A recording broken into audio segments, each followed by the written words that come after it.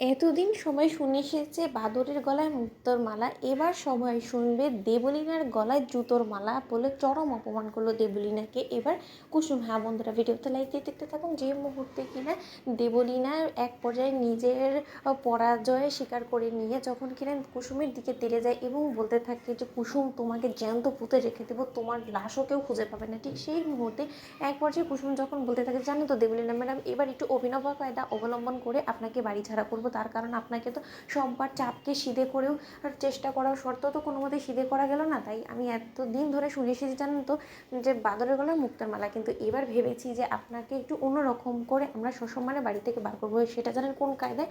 সেটা হলো গিয়ে দেবলীনার গলায় জুতোর মালা পরিয়ে। ঠিক সেই সময় এই কথা বলা মাত্র ইন্দ্রাণী গাঙ্গুলি যখন বলতে থাকে যে এই মন্দিরের মতন পবিত্র বাড়িতে নয়, বরঞ্চ কুসুম একে গার্ডেনে নিয়ে গিয়ে যা ইচ্ছে তা করো, যেভাবে ঝেঁটিয়ে বিদায় করতে হয় একে সেভাবেই করো।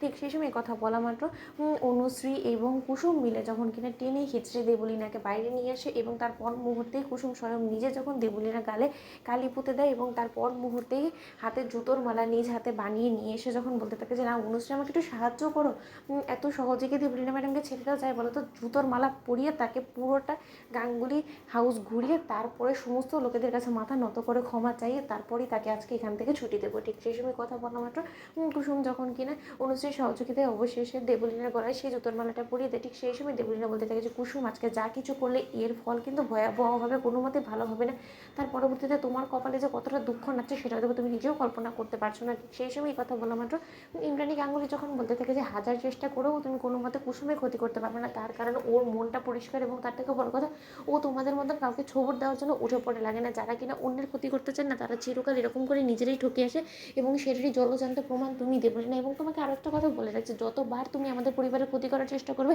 ঠিক ততবারই এই কুসুম, এই জাদুঘর কুসুমই থাকবে সেই ব্যক্তি যে কিনা বারবার করে আমাদেরকে বিপদের হাত থেকে উদ্ধার করবে, যেরকমটা কিনা জাদু করেও আজকে আমার পরিবারকে, আমার সংসারটাকে, আমার শীতের সিঁদুরটাকে রক্ষা করেছে, ঠিক চিরকাল ও আমাদের পরিবারটাকে আগলে রাখবে, সেটার আমার বিশ্বাস আছে ওর উপরে। ঠিক সেই সময় দেবলীনা যখন বলতে থাকে যে কিসের বিশ্বাস বলো তো, কিসের বিশ্বাসের ভিত্তিতে তুমি সমস্ত কিছু করছো?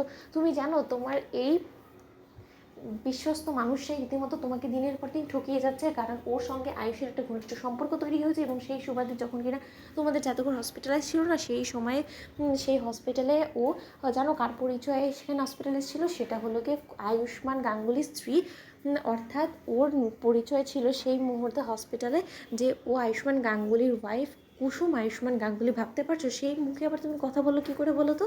আন্টি তুমি যেখানে কিনা নিজের ছেলেকে সামাল দিতে পারো সেই জায়গায় তোমার মুখে কথাগুলো সাজে না। তো বন্ধুরা লাইক কমেন্ট শেয়ার করে সাবস্ক্রাইব করো।